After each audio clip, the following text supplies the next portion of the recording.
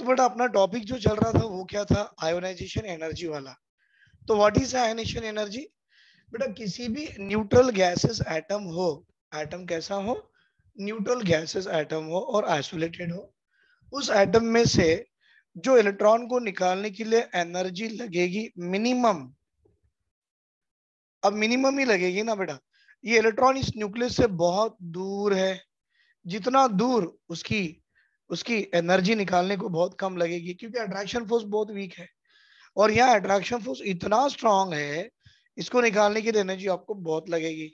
तो minimum amount of energy required, देखो बेटा एनर्जी आप दे रहे हो कि एनर्जी निकल रही है, आप दे रहे हो, required to remove valential electron from isolated neutral gases atom, वो एनर्जी को क्या बोला गया है, आयोनाइजेशन एनर्जी या तो आयोनाइजेशन पोटेंशियल। समझ में आ गया? वेरी गुड बेटा। It is denoted as a IP या it is denoted as a IE.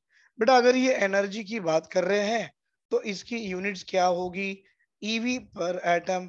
एक बच्चा मुझसे पूछा सर ईवी पर एटम क्या होता है, अच्छी बात है बेटा, इलेक्ट्रॉन वोल्ट पर एटम, एनर्जी की यूनिट है भाई ये, के जे पर मोल।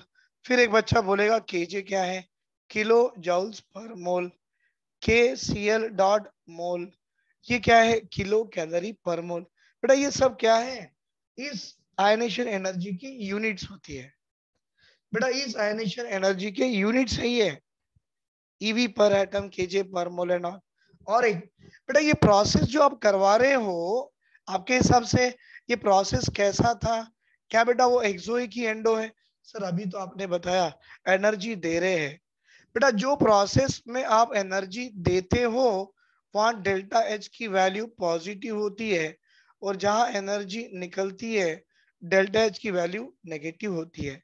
तो बेटा एनर्जी अगर एब्जॉर्ब करे तो डेल्टा एच की वैल्यू पॉजिटिव, एनर्जी अगर रिलीज करे तो डेल्टा एच की वैल्यू नेगेटिव।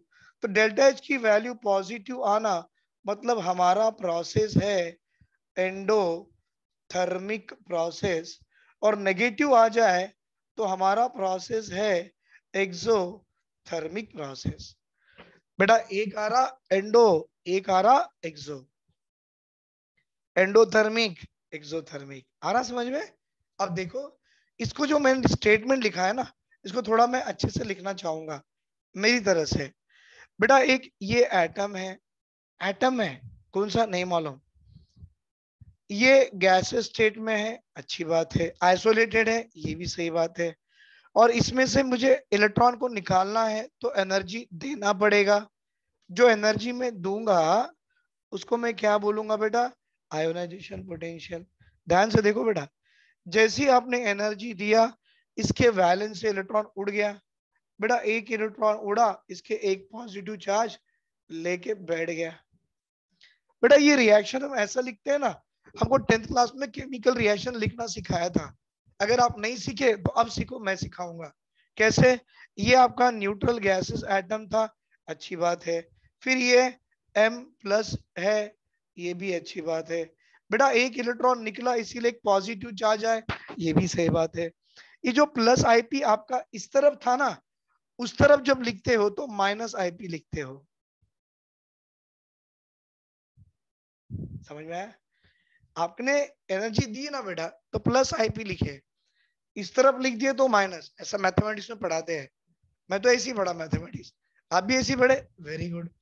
और ये जो टर्म आपने ऐसा लिखा है ना, अब देखो इसको मैं कैसे लिखना चाहूंगा, ऐसा बुक में नहीं है, ऐसा सिर्फ सुधीर सर की केमिस्ट्री क्लास में ही मिलता है बेटा, ऐसा बुक में नहीं है, ऐसा सिर्फ सुधीर सर की केमिस्ट्री की क्लास में मिलता है।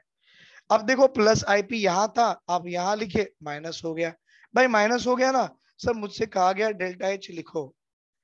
बेटा यहाँ पर जो वैल्यू आपको नेगेटिव में दिखती है ना, उसको आप पॉजिटिव में लिख दो। और अब मुझे बताओ भाई, आपकी डेल्टा एच की वैल्यू पॉजिटिव आ रही है नेगेटिव आ रही?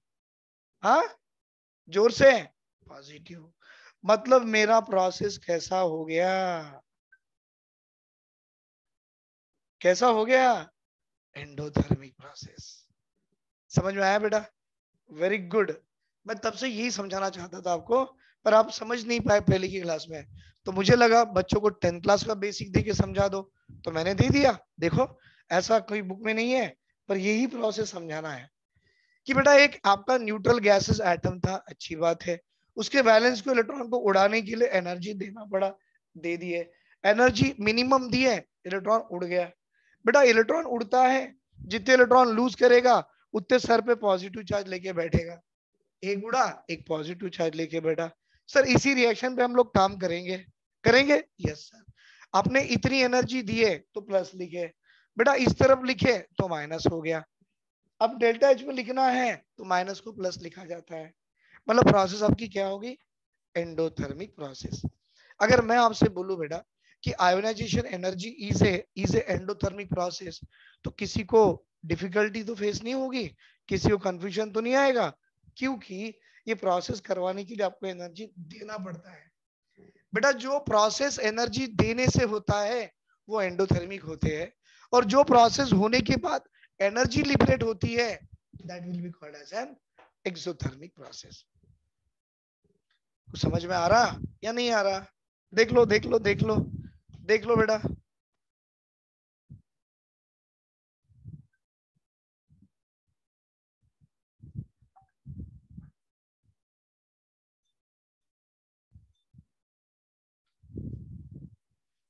बेटा आयनेशन पोटेंशियल की यूनिट्स की जो बात की हमने, 1 eV equal to 1.6022 into 10 to the power of -19 joule, या 1 eV इक्वल टू 96 kJ पर मोल, या 1 eV equal to 23.06 kilo calorie per mole. बेटा अब हमको यहाँ पर देखना है, एक टर्म है that is called as a successive ionization energy या सक्सेसिव आयनेशन पोटेंशियल। आप बोल सकते हो बेटा it can be observe only for same element. बेटा सेम एलिमेंट में ही सक्सेसिव आयनेशन देखा जाता है।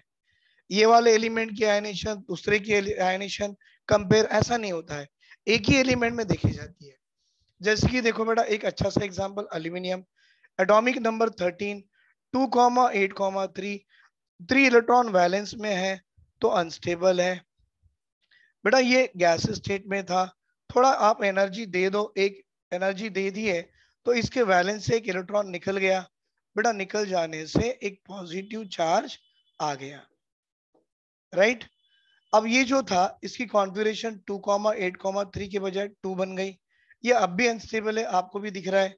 तो अभी ये जो एल्यूमिनियम प्लस था बेटा, जो आपने लिखा था 2,8,2, और थोड़ी सी आयनेशन एनर्जी देके आप इसमें से और एक इलेक्ट्रॉन निकालने की कोशिश करो, आपने निकाल दिया। तो बेटा जो 2,8,3 से 2 आ गया ना, अब 2 से कहाँ पे आ गए 1, अब भी अनस्टेबल ही है।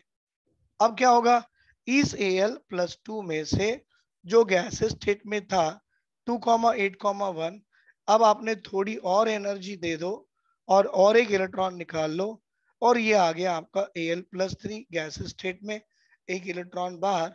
और आप देख सकते हो बेटा 2,8, ये आप स्टेबल कॉन्फ़िगरेशन में पहुंच गए। मतलब आप देखिए क्या ये एनर्जी सारी सेम थी ना, ये इससे डिफर तो 1 2 डालो, ये इससे डिफर 2 3 डालो। देखो बेटा ये सारी आयनेशन एनर्जी एक ही एलिमेंट एल्यूमिनियम की है। So this all ionization energies are called as a what, successive ionization energy.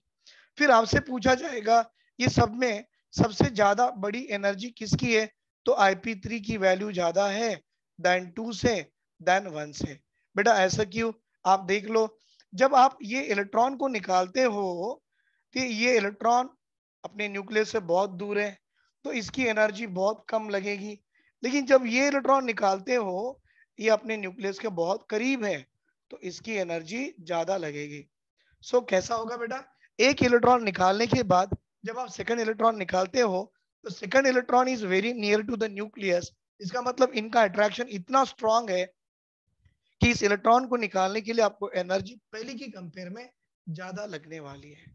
Hence, ionization energy increases as we are removing the electron from the same atom. The successive ionization energy की value क्या हो रही है बेटा, increase होते जा रही है। ऐसा लिखो या ऐसा लिखो, IP1, IP2, IP3 dash dash dash IPN, ये ऑर्डर बढ़ते जा रही है। Is it clear? ले लो स्क्रीनशॉट इसका भी।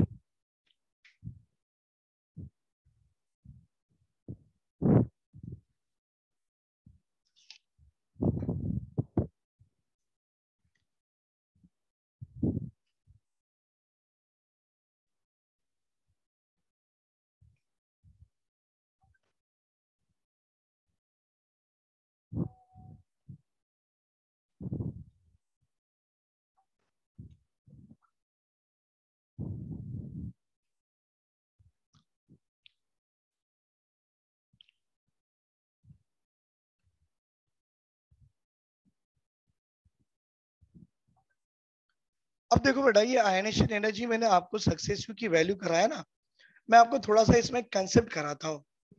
कंसेप्ट इसलिए कराता हूँ कि ये वाले क्वेश्चन है ना, IIT मेंस में, नीट में पूछ पूछ के हमारा एग्जामिनर थक गया है।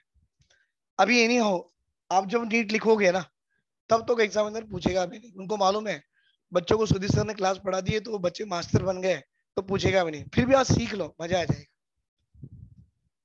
किसकी बात सीख रहे हो भाई? आप कर रहे हो सक्सेसिव आयनेशन की बात कर रहे हो। देखो ध्यान से बेटा, अगर कोई एटम स्टेबल है, कोई एटम स्टेबल है, तो आपने बोलना stable atom has highest ionization energy. अरे एटम स्टेबल है ना भाई, वो अपना इलेक्ट्रॉन लूज करना क्यों चाहेगा? चाहेगा? कभी नहीं। और जो एटम अनस्टेबल है,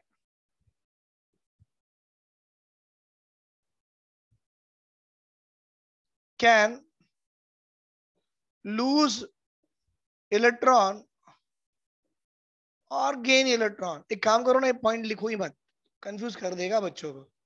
तो एटम स्टेबल है, उसकी आयनेशन एनर्जी कैसी हो बेटा? Highest ionisation energy. पक्का? सुनो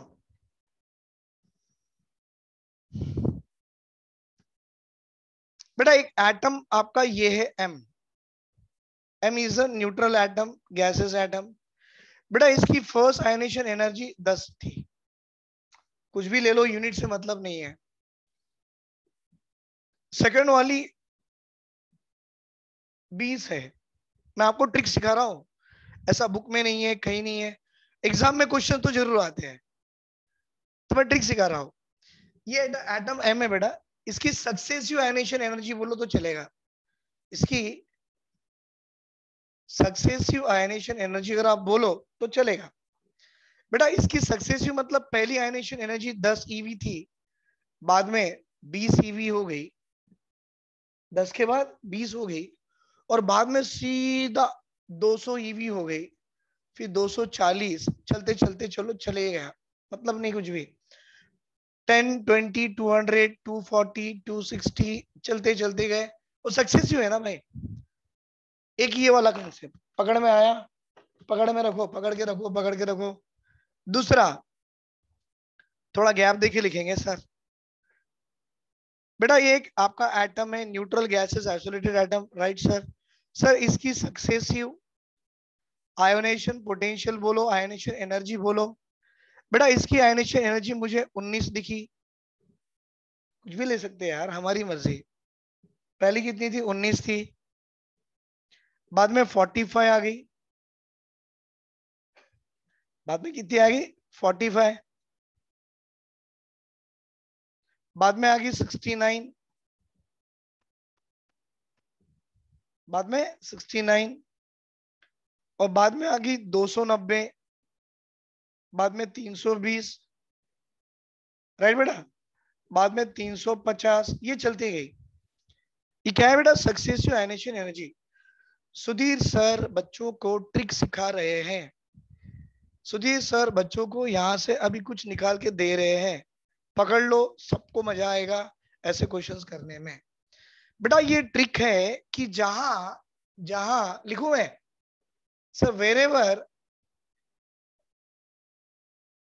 wherever sudden increase in energy है, wherever sudden increase in energy is there,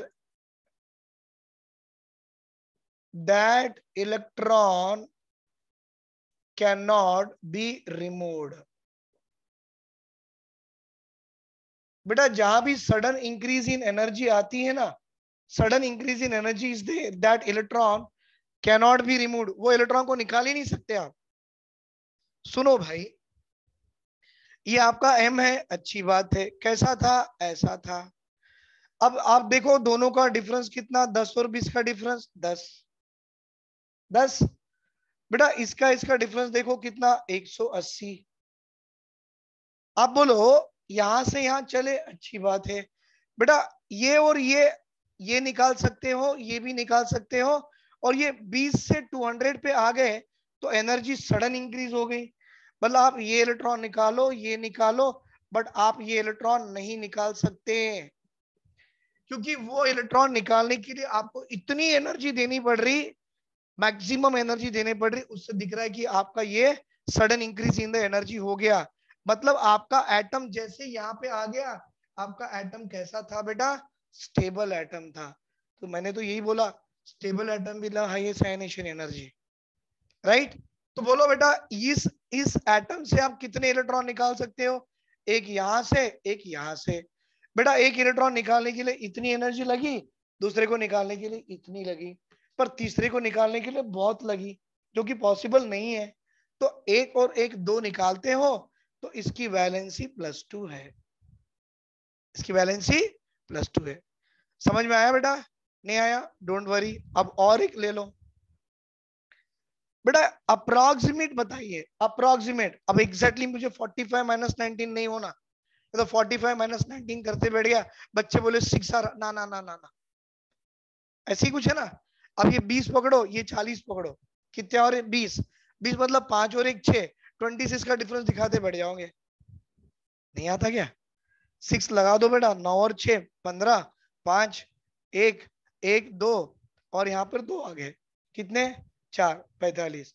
मुझे अप्रोक्सीमेट नहीं, मतलब एग्जैक्ट तो नहीं होना, अप्रोक्सीमेट होना। बेटा ये 20 पकड़ो, ये 40 पकड़ो, अप्रोक्सीमेट 20 का डिफरेंस है। बच्चे गुस्सा हो जाएंगे, चलो 26 अब सही है, अच्छी बात है ना, अच्छी बात। बेटा यहां से यहां का डिफरेंस ले लो, 45 69 का डिफरेंस। भाई 9 से 5 गए तो 4, 6 - 4, चलो ये भी सही है, ये थोड़ी बड़ी है थोड़ी कम है, चल जाता है। भाई यहां से यहां का डिफरेंस उठा लो, अरे सर आप यहां से यहां डिफरेंस दिखाओ, ये सडन इंक्रीज में आ गई ना एनर्जी है। भाई यहां देखो सडन इंक्रीज में आ गई थी, तो अब डिफरेंस निकालो बेटा, ये 70 है, ये 290 है। मतलब डिफरेंस निकालते बैठे 70 80 90 220, 220 मतलब 220 मतलब 221 पकड़ लो, 9 और 1 10 0 1, 6 और 2 8 9, राइट। तो बेटा ये सडन इंक्रीज दिखाती है, तो आप पहला इलेक्ट्रॉन निकालने के लिए ये एनर्जी दे सकते हो, सेकंड इलेक्ट्रॉन निकालने के लिए ये एनर्जी देके सेकंड इलेक्ट्रॉन भी निकलता है, और इतनी एनर्जी देके आप थर्ड इलेक्ट्रॉन भी निकाल सकते हो। क्या बेटा फोर्थ इलेक्ट्रॉन निकालना आपसे पॉसिबल था, नहीं सर, क्यों, सडन इंक्रीज दिख रही है ना। इसका मतलब ये जो आपका मेटल या एलिमेंट जो भी होगा भाई, इसकी वैलेंसी क्या होगी, 1 2 3, इसकी वैलेंसी +3 होगी। क्या होगी बेटा, +3। अब देखो मैं आपसे पूछ रहा हूं बेटा, ये वाला एलिमेंट या मेटल इसकी वैलेंसी +2 है, what is the formula of its, what is the what is the formula of its oxide. तो आप क्या बोलना, सर ये m की value, what is the formula of oxide बोला ना, तो बोलना m की वैलेंसी +2, ऑक्सीजन की वैलेंसी -2। सुधीर सर ने ऐसे ही पढ़ाए थे, दोनों नंबर सेम हो, साइन डिफरेंट हो, कैंसिल करा लो। What is the formula of its oxide भाई, MO is the formula of the oxide. बेटा what is the formula of its oxide, तो बोलना what is the formula of this oxide, इसकी oxide की formula क्या होगा। बेटा ये m की वैलेंसी +3 है, O की वैलेंसी 2- है। फॉर्मूला लिखने के लिए मालूम क्रिस क्रॉस किया जाता है, मतलब नंबर को लेते हैं, साइन को नहीं लेते हैं। बेटा M के नीचे कौन आ गया, ये 2 आ गया, और O के नीचे ये कौन आ गया, 3 आ गया। What is the formula of its oxide बेटा, M2O3। क्या आपको ये समझ में आ गया? Did you understand this one? देखो बेटा अच्छे से देखो, क्या आपको ये चीज समझ में आ रही है?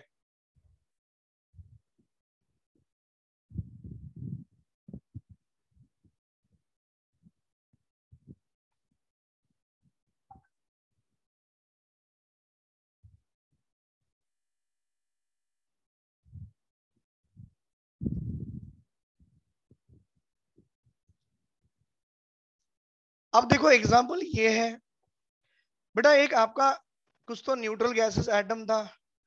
अब मैं एनर्जी इलेक्ट्रॉन्स निकालने के लिए एक एक एनर्जी दे रहा था। अब देते देते मैंने पहले इलेक्ट्रॉन को निकालने की इतनी एनर्जी दे दी। पहली मतलब नहीं है, कितना भी हो सकता है। फिर दूसरी एनर्जी निकालने के लिए मैंने फिर इतनी एनर्जी दे दिया, राइट। तीसरा इलेक्ट्रॉन निकालने के लिए फिर मैंने इतनी एनर्जी दे दी। पहला इलेक्ट्रॉन भी निकला, दूसरा भी निकला, तीसरा भी निकला, आ गया। अब फोर्थ इलेक्ट्रॉन निकालने के लिए मुझे एनर्जी लग गई इतनी। फिर बाद में बेटा, फिर बाद में वो चलते चली, क्योंकि वो सक्सेसिव आयनेशन एनर्जी है बेटा। आप मुझे बताओ, ये इलेक्ट्रॉन और ये इलेक्ट्रॉन की डिफरेंस, ये एनर्जी की डिफरेंस देखो कितनी है बेटा, 190 110, मतलब 80 का डिफरेंस है। अच्छी बात है भाई, इन दोनों का डिफरेंस पकड़ो, 310 190, 0 0 उड़ गया, 11 से 9 गए, 9 2 11, 2 लगा लो, 2 से 1 गया, 120 का डिफरेंस। और यहां पर डिफरेंस निकालने बैठ गया, जीरो बेटा, जीरो, 9 से 1 गया 8, 9 से 3 गए 680। मतलब आपको समझ में आ रहा है? आप ये सही करा सकते, ये सही करा सकते, ये सही करा सकते, ये होता ही नहीं। क्योंकि जब मैं एटम से इलेक्ट्रॉन निकाल रहा था, अब मेरे पास में वो जो होते हैं ना, आप वेल्डिंग की दुकान में जाओ तो वो रहती है ना मशीन ऐसी, वो ऐसा मारते तो मेल्ट हो जाता है, और वेल्ड दो लोहे को जुड़ा देता है। अब ऐसा समझो कि सुधीर सर के हाथ में वेल्डिंग मशीन का वो स्पार्क दिया गया है, गन दिया गया है। अब एटम मेरे पास रखा हुआ है, मैंने लिया, एनर्जी जर्र मार दिया, कार्डोबाइन। अब एनर्जी जर्र निकाल रही, तो उसकी एनर्जी मुझे मालूम पड़ रही कि कितनी एनर्जी लगी, अरे 110 लगी, इलेक्ट्रॉन पहला उड़ गया, अच्छी बात है। फिर कंटिन्यू मारते रहा, कंटिन्यू, जैसे एनर्जी 190 पे पहुंची, दूसरा भी इलेक्ट्रॉन उड़ गया। कंटिन्यू मेरा प्रोसेस चालू है सर, 310 पे एनर्जी पहुंच गई, थर्ड इलेक्ट्रॉन उड़ गया। अब एनर्जी में देना शुरू ही है बेटा कंटिन्यूसली। अरे भाई 310 का 400 हो गया, 400 के 450 हो गए, 450 के 500 के, इलेक्ट्रॉन निकल नहीं है, मेरा हाथ दर्द दे रहा। फिर बच्चे आके बोले नहीं सर मेरे को तो फोर्थ इलेक्ट्रॉन निकाल के दिखाओ। तो मैंने आपकी बात मान लिया, क्योंकि मैं किसकी बात नहीं मानता, सिर्फ आपकी मानता। कंटिन्यू एनर्जी में देते रहा, देते रहा, देते रहा, तब जाके 990 एनर्जी गई, तो फोर्थ इलेक्ट्रॉन उड़ गया। आप बोलो बेटा कितने इलेक्ट्रॉन आपने आसानी से निकाले, आसानी से? पहला, दूसरा, तीसरा, आसानी से। मतलब इस एलिमेंट की वैलेंस, एटम की वैलेंसी कितनी हो गई, राइट। तो भाई आपको इसकी वैलेंसी मिल गई, तो क्या आप इसका ऑक्साइड का फॉर्मूला नहीं बना सकते हैं? भाई ऑक्साइड मतलब O की वैलेंसी 2-। क्या सर आप इसके सल्फेट सल्फेट का फॉर्मूला नहीं बना सकते? क्या बेटा आप इसके सल्फेट का फॉर्मूला नहीं बना सकते? अरे भाई SO4 2- is the formula of sulphate. क्या सर आप इसके इसके क्लोराइड का फॉर्मूला नहीं बना सकते? भाई क्लोराइड मतलब Cl की वैलेंसी -1। क्यों नहीं बना सकते सर? आप बोले नहीं बनाएंगे। बेटा ये M की वैलेंसी +3, O की वैलेंसी 2-, क्रिस क्रॉस करा लो, फॉर्मूले को बिठा दो, 2 M के नीचे और ये 3 O के नीचे, बन गई ऑक्साइड M2O3। बेटा ये M की वैलेंसी +3, अच्छी बात है। SO4 सल्फेट की वैलेंसी 2-। भाई ये 2 को नीचे, 3 को इधर, तो बेटा M के नीचे 2 आ गए और SO4 के नीचे 3 आ गए, ये इसका सल्फेट भी बन गया। भाई क्लोराइड बनाओ, M की वैलेंसी +3, Cl की वैलेंसी -1। बेटा -1 मतलब 1 को नीचे ला लो, 3 को यहाँ ला लो। बेटा 1 आपने लिखा ना लिखा फर्क नहीं पड़ता, M1Cl3 बोलो या MCl3 बोलो, आपको कोई गलत नहीं बताएगा। This is the way to write the formulas of the compound. क्या बेटा समझ में आया या नहीं आया? देखो एक बार,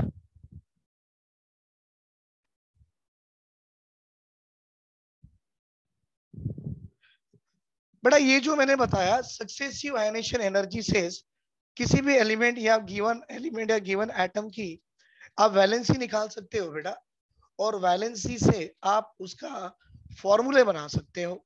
ऑक्साइड का फॉर्मूला बनाओ, क्लोराइड का बनाओ, सल्फेट का बनाओ, मर्जी आपकी जिसकी बनाना, फॉर्मूले बनाते जाओ।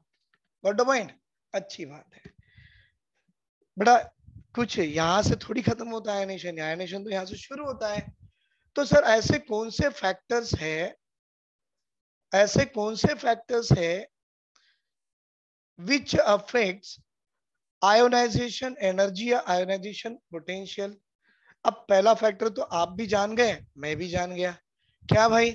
जितनी बड़ी साइज इलेक्ट्रॉन उतना दूर, इलेक्ट्रॉन जितना दूर उसको निकालने के लिए एनर्जी उतनी कम। एटम की साइज जितनी छोटी, इलेक्ट्रॉन इस न्यूक्लियस के उतने करीब, जितना करीब है उतना अट्रैक्शन फोर्स ज्यादा, और उस इलेक्ट्रॉन को निकालने के लिए एनर्जी उतनी ज्यादा। ऐसी है ना भाई? Very good. तो पहला फैक्टर है एटॉमिक साइज। पहला फैक्टर क्या है भाई? Atomic size. मैं आपको एक बात बता दूं, सुनो बेटा, एटम की size is inversely proportional to ionization energy. Sir ये तो गड़बड़ हो गया ना बेटा, ऐसी है ना, जितनी बड़ी साइज हो वो वाला वैलेंस का इलेक्ट्रॉन आपके न्यूक्लियस से उतना दूर है। बेटा इलेक्ट्रॉन जितना दूर होगा अट्रैक्शन उतना वीक होगा, अट्रैक्शन जितना वीक होगा उतनी आसानी से इलेक्ट्रॉन को निकाल सकते हो। Larger the size less the ionization. Second time repeat कर रहा हूं, larger the size less the ionization, smaller the size more the ionization. कौन सा फॉर्मूला लर्न कर रहा है बेटा? नहीं नहीं नहीं नहीं, राइट?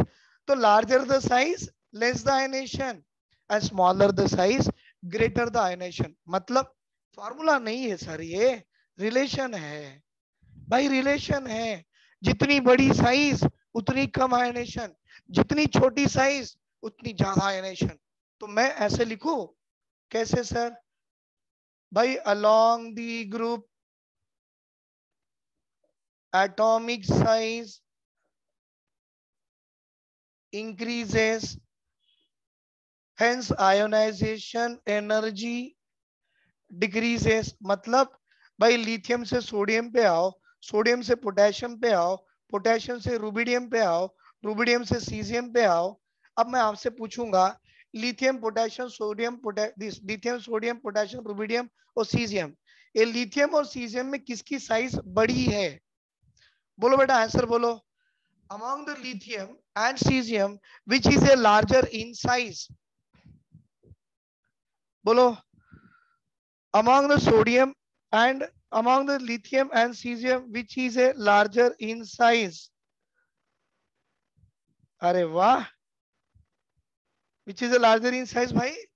cesium। मतलब जिसकी साइज बड़ी उसकी आयोनाइजेशन एनर्जी कम। खत्म, खेल खत्म हो गया। ऐसी तो है सर, ये ग्रुप की बात की है, अच्छी बात है। सर क्या आप अलोंग द पीरियड बात करेंगे? क्यों नहीं सर।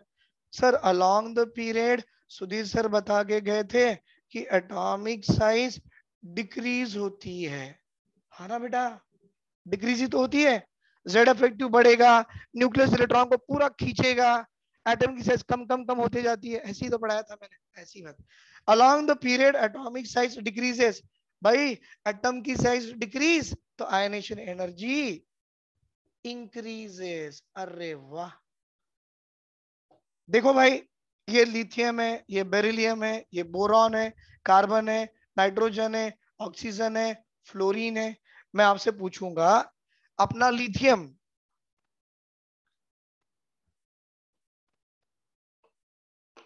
छोड़ो यार,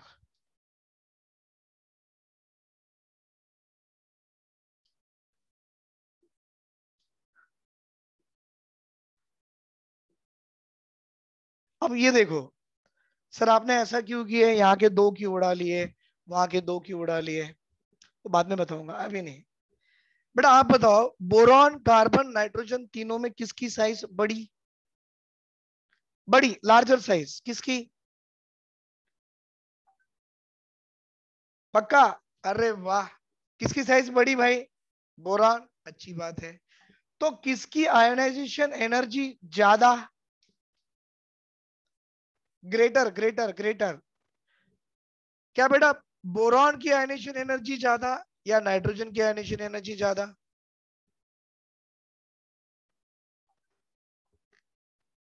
वेरी गुड, कितने अच्छे बच्चे हैं, समझ में आ रहा है। स्मॉलर द साइज, देखो ना बेटा, atomic size decreases, smaller the size greater the ionisation, larger the size less the ionisation. ये जनरल रूल है। आपको लग रहा होगा सुधीर सर ने गलती से दो आगे के नहीं लिखे और दो पीछे के नहीं लिखे, सुधीर सर गलती नेवर डू, मैं गलती कभी नहीं करता। क्यों, क्योंकि इसके पीछे कहानी और उसके आगे की कहानी थोड़ी सी अलग है, वो कहानी मैं बताऊंगा तभी तो लिखा के दूंगा। करेक्ट, आगे बढ़ेंगे सर, कोई डाउट है बेटा इसमें, वेरी गुड, ये जनरल चले हम लोग। सेकंड फैक्टर अपने न्यूक्लियस पे की चार्ज, जिसको आपने बोला था सर न्यूक्लियर चार्ज, अच्छी बात है। अब जानते हो भाई, nuclear charge is nothing but the charge over the nucleus. Sir हम तो ये वाला एक ही चीज सीख चुके हैं, क्या बेटा, nuclear charge is directly proportional to ionization energy या आयोनाइजेशन पोटेंशियल, क्या बेटा, डायरेक्टली प्रोपोर्शनल, अरे वाह सर, आप अलोंग द पीरियड चलते चलो, वेरी गुड, जैसे जैसे अलोंग द पीरियड चले न्यूक्लियर चार्ज बढ़ती गई, बाय न्यूक्लियर चार्ज का बढ़ना मतलब आयोनाइजेशन पोटेंशियल या आयोनाइजेशन एनर्जी इंक्रीजेस। तो सर पीरियड में इंक्रीज ही तो होती है, पीरियड में इंक्रीज ही तो होती है, यही तो पढ़े।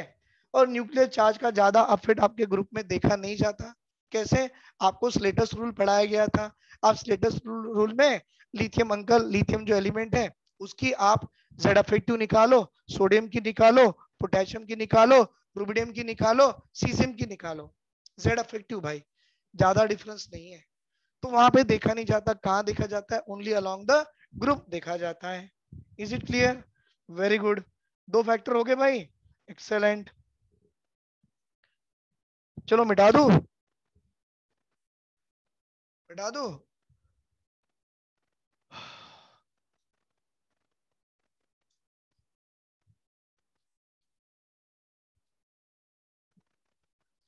तो पहला फैक्टर था जो आयनेशन के एनर्जी को अफेक्ट कर रहा था, वो थी बेटा एटम की साइज, दूसरी थी न्यूक्लियर की चार्ज, तीसरी है, बहुत जबरदस्त है तीसरी वाली, देखो बेटा मजा आ जाएगा, इलेक्ट्रॉनिक कॉन्फ़िगरेशन। सर इसके बारे में आपने तो कभी बताया ही नहीं, तो बेटा अभी तो बता रहा हूं मैं, इलेक्ट्रॉनिक कॉन्फ़िगरेशन। देखो बेटा, इलेक्ट्रॉनिक कॉन्फ़िगरेशन या तो आपकी हाफ फील्ड होती है या तो आपकी कंप्लीटली फील्ड होती है। बेटा अगर हाफ फील्ड हो तो पी ऐसे दिखता है, हाफ फील्ड हो तो डी ऐसे दिखता है, हाफ फील्ड हो तो एफ ऐसे दिखता है। सर हमको तो नहीं मालूम ये, तो भाई सीख लो।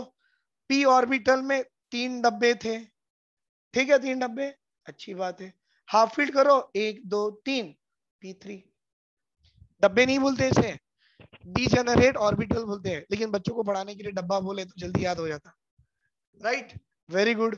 बेटा डी ऑर्बिटल में पांच डब्बे थे, राइट, यहाँ पे रोटी है, यहाँ पे चावल है, फिर यहाँ पे दाल है, फिर यहाँ सब्जी है, और फिर यहाँ पे मीठा भी है, पांच पांच डब्बे लेके चलाओ। तो ये कौन था, डी ऑर्बिटल। अब हाफ फील्ड मतलब एक इसके पास, एक इसके पास, एक इसके पास, एक इसके पास, कितने आ गए, डी के पांच, वाह सर। भाई ये एफ ऑर्बिटल है, एक दो तीन चार पांच छ, 1 2 3 4 5 6 7, बेटा ये 7 मतलब एक एक भरते चलो, तो ये एक एक भर दिए, तो ये half field F7, completely field P6 D10 F14। बेटा जब भी ऐसे हाफ फील्ड और कंप्लीटली फील्ड कॉन्फ़िगरेशंस आती है, it will be considered as the more stable electronic configuration. और आपको मैंने अभी अभी सक्सेसिव आयनेशन एनर्जी पढ़ाया था, वहां मैंने आपको बताया बेटा, जो एटम जितना ज्यादा स्टेबल है उसमें से एनर्जी निकालने के लिए आपको ज्यादा एनर्जी देनी पड़ेगी। नहीं बताया मैंने? सुधीर सर के हाथ में गन दे दिए और यहाँ एटम रख दिए, बोले भाई इलेक्ट्रॉन निकालो, मैंने जर्र देके 10 में से एनर्जी निकाल लिया, फिर कंटिन्यू 20 में निकाल दिया, तीसरा निकालने के लिए 30 भी हो गया, 40 भी हो गया, 50 भी हो गया, मैं थक गया, बोला बच्चों को बेटा अब नहीं पढ़ाएंगे, छोड़ दो। आप लोग नहीं सर पढ़ाओ, आपने ऑर्डर किया, फिर बोला चलो बेटा आप लोग बोलते पढ़ाओ, तो फिर पढ़ाना चालू किया, फिर कंटिन्यू एनर्जी दे दे के थक गया, तब जाके 100-150 में तब इलेक्ट्रॉन निकला। तो बेटा आपका तीसरा इलेक्ट्रॉन आसानी से निकला था नहीं, क्यों? क्योंकि वो स्टेबल था। इलेक्ट्रॉन क्यों नहीं निकला? क्योंकि वो स्टेबल था, इसलिए नहीं निकला। तो कैसे निकलेगा बेटा? ये जब हाफ फील्ड हो, कंप्लीटली फील्ड हो, तो वो स्टेबल कॉन्फ़िगरेशन में जाता है। भाई स्टेबल कॉन्फ़िगरेशन में गया तो आयनेशन एनर्जी तो सबसे ज्यादा लगनी है ना, लगेगी नहीं लगेगी? Very good. तो मैं ऐसे लिखू, what is that? Stable electronic configuration has highest ionization energy. हाँ बेटा, स्टेबल कॉन्फ़िगरेशन होगा ना, it required highest ionization energy, बहुत ज्यादा लगेगी। अब आपको मैं एक छोटा सा एग्जांपल देके दिखाता हूं। अब ऐसा लिखने से तो समझ में नहीं आता बच्चों को, अब ऐसा समझेंगे। सर ये लिथियम थी, इसकी एटॉमिक नंबर 3 है, कॉन्फ़िगरेशन 1s2 2s1 है, चलो अच्छी बात है। फिर बेरिलियम पे आ गया, एटॉमिक नंबर 4 है बेटा, beryllium atomic number 4, configuration 1s2 2s2 है, डब्बा भर गया। बोरॉन है, atomic number 5, 1s2 2s2 2p1 by p कुछ भी नहीं है, एक ही इलेक्ट्रॉन है। अब लिथियम से बेरिलियम पे गए, इतना बोलो, लिथियम से बेरिलियम पे गए, एटम की साइज डिक्रीज क्या इंक्रीज? बोलो बेटा। As we move from lithium to beryllium, atomic size increases or decreases? As we move from lithium to beryllium, atomic size increases या decreases? Very good. Atom की size decreases, atom की size decreases, ionization energy increases. कोई doubt? कोई doubt? आगे आगे भाई, beryllium से boron को गए, बोलो, बेरिलियम से बोरॉन को गए, एटॉमिक साइज इंक्रीजेस और डिक्रीजेस? बेरिलियम से बोरॉन को गए, एटम की साइज इंक्रीजेस या डिक्रीजेस? Very good, decreases. तो आयनेशन एनर्जी इंक्रीजेस होना था, हुआ नहीं, ये ऐसे आ गया। सर ऐसे क्यों आ गया? सर ये ऐसे ऐसे ऐसे क्यों आ गया? ये ऐसे क्यों आ गया? क्योंकि सुधीर सर ने पढ़ाए थे, अगर आपका एस ऑर्बिटल हो, मैं लिखा नहीं बेटा बस समझ जाओ, कंप्लीटली फील्ड ऑर्बिटल है बेटा, कैसा ही है? सर ये कंप्लीटली फील्ड ऑर्बिटल है। कंप्लीटली फील्ड ऑर्बिटल कैसे होता है? सर वो स्टेबल होता है बेटा, वो जितना ज्यादा स्टेबल होगा उतनी ज्यादा आयनेशन एनर्जी होगी। समझ में आया ना बेटा? बेरिलियम बोरॉन के बाद कार्बन पे जाओ, 2p2 कुछ नहीं होता, नाइट्रोजन पे जाओ 2p3, 2p3 मतलब हाफ फील्ड है, मतलब एनर्जी तो ज्यादा ही है, राइट? इसके बाद, उसके बाद मैं ऐसे कर दूं, थोड़ा मिटा दूं, थोड़ा थोड़ा थोड़ा थोड़ा, ये p3 है और यहाँ पर डी को 5 कर दो, 1 2 3 4 5 D5 छोड़ो। बेटा आप ऑक्सीजन पे आ गया, 2p4 हो गया। अब देखो बेटा, पी के पास 3 डब्बे, 1 2 3 4, sir it is neither half field nor completely field, तो ये इसकी आयनेशन एनर्जी ज्यादा है। किसकी बेटा? नाइट्रोजन की। क्यों? क्योंकि ये कैसा है? Half field electronic configuration. बेटा कैसे होता है? More stable, half field, more stable, greater ionisation energy. फिर इसके बाद ऑक्सीजन के बाद क्या आएगा? फ्लोरीन और नियॉन, तो सबसे ज्यादा स्टेबल है, हाईएस्ट आयनेशन एनर्जी आ जाएंगी। तो ये जो ऑर्डर लिखा के दिया, क्या बेटा आपको इसमें समझ में आया? लिथियम से बेरिलियम पे क्या होती है? एटम की size decrease, ionisation energy increases. Beryllium से बोरॉन इंक्रीज होना था, डिक्रीज कर गया, क्योंकि देखो स्टेबल कॉन्फ़िगरेशन पे आ गया। फिर यहाँ से इंक्रीज, यहाँ इंक्रीज, यहाँ इंक्रीज होना था, डिक्रीज हो गया, क्यों? 2p3 half field, half field मतलब मोर स्टेबल होता है। क्या बेटा आपको यहां तक समझ में आ गया? Very good. एक काम कर लो, स्क्रीनशॉट ले लो इसका, स्क्रीनशॉट ले लो, थोड़ा मैं टायर्ड हो गया हूँ।